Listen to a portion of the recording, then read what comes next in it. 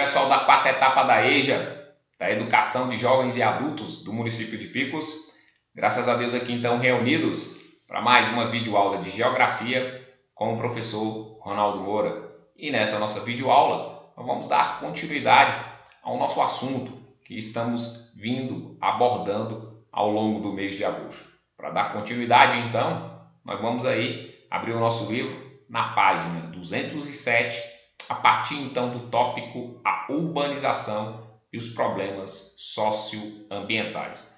Ou seja, pessoal, como nós falamos, a maioria dos brasileiros atualmente sim vivem nas cidades.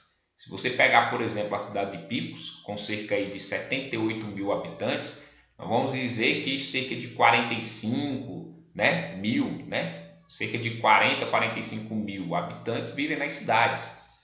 E uma minoria, digamos aí, 20 mil, 30 mil, 33 mil, vive no campo, na zona rural. Então, sim, em Picos, no Piauí, no Brasil, a maioria da população, sim, se encontra na zona urbana.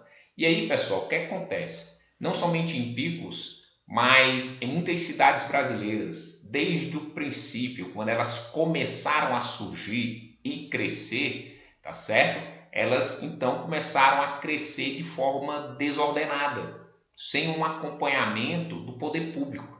Então, há 128 anos atrás, há 150 anos atrás, há 200 anos, 300 anos atrás, quando muitas cidades brasileiras começaram a crescer, consequentemente, sem o acompanhamento do poder público, e aí, consequentemente, trazendo problemas tanto sociais quanto ambientais.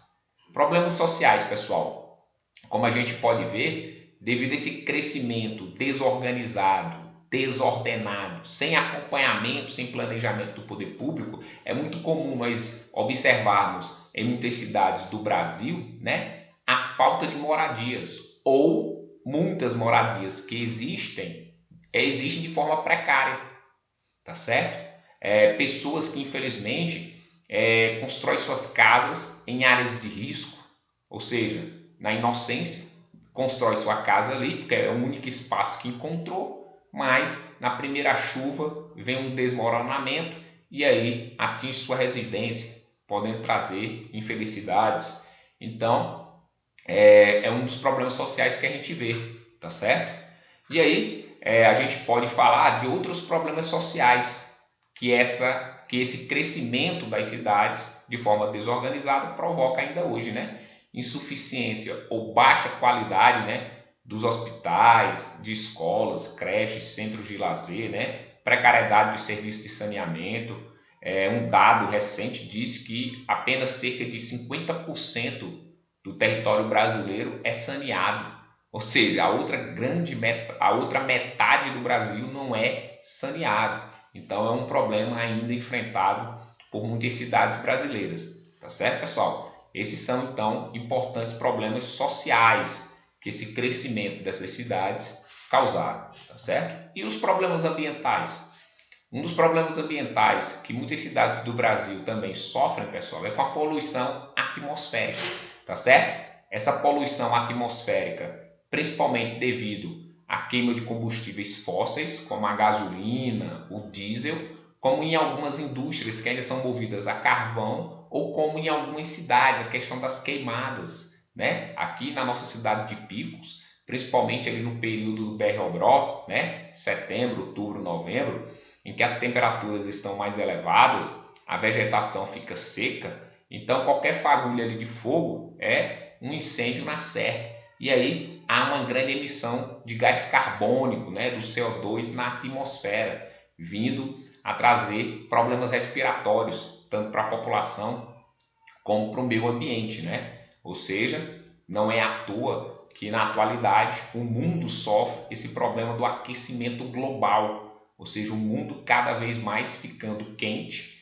e nós sofrendo, principalmente nós aqui do Nordeste, que já é típico o calor, só que esse calor cada vez mais intenso, devido a esse aquecimento global, devido à poluição atmosférica cada vez maior, como eu disse, causado aí pela queima de combustíveis fósseis, como no caso a queima do diesel e da gasolina, como no caso das queimadas típicas aqui na nossa região, no BR-Obró, tá certo? E aí, um outro problema ambiental que as cidades brasileiras enfrentam é a poluição das águas. Como eu disse, apenas 50% do Brasil é saneado, os outros 50% não é saneado. Então, por exemplo, muitos esgotos, por não terem para onde ir, ou seja, por não terem, tá certo, centros de tratamento para onde ir, vão então para os rios. Então, os esgotos levam todos os dejetos para os rios, poluindo os rios,